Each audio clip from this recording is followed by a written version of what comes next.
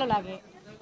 এই আমাদের সমাজে কিন্তু ননদ ভাবিদের একটা খেচাল থাকে, আপনাদের ভিতরে হয় মাঝে মাঝে? না, কখনোই হয় না। বলে আজকে এই কখনোই জায়গায় হয় না। থাকতাম না, অবশ্যই। আচ্ছা, এই মানুষের হিংসা হয় না? হ্যাঁ, অনেকের অনেক হিংসে হয়। কিছু বলে? হ্যাঁ, অনেকে অনেক কথা বলে, কিন্তু আমরা শেয়ার করেন সাংবাদিক হিসেবে। না। অনেকেই সব সময় সেম সেম পড়তে হয়, এটা অনেকেরই মাথা ব্যথা যে সব সময় কেন সেম পড়ি। আপনি কি সবসময়?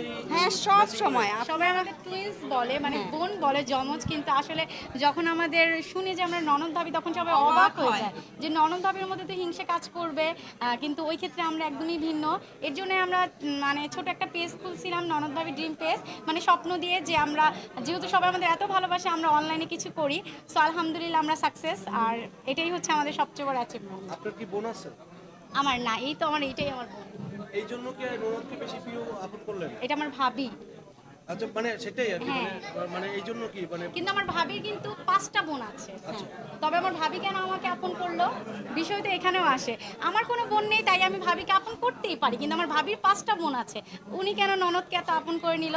এই জন্য আপনার সংসারে কোনো মানে আপনার বোনেরা, আপনার মায়ের পেটে বোনেরা কিছু বলে না? না না না, ওকে আরেকটা বোন, মানে মোট আমার 6টা বোন। আচ্ছা আচ্ছা। হ্যাঁ, সব সময় আমরা এই যে একসাথে। আজকে সমাজে যে ননদ ভাবির যে গ্যাঞ্জাম এই যারা করছে তাদের উদ্দেশ্যে আপনাদের কি বলার আছে? সবাইকে একটা কথাই বলবো, মিলেমিশে থাকবে, কোনো দ্বন্দ্ব হবে না ইনশাআল্লাহ। দুজনকেই স্যাক্রিফাইস করতে করতে হবে হবে আসলে। ভাবিকে না ননদকে না, দুইজনকেই স্যাক্রিফাইস করতে হবে, আর এরকম সুন্দর একটা বন্ডিং তৈরি করতে হবে। Thank you.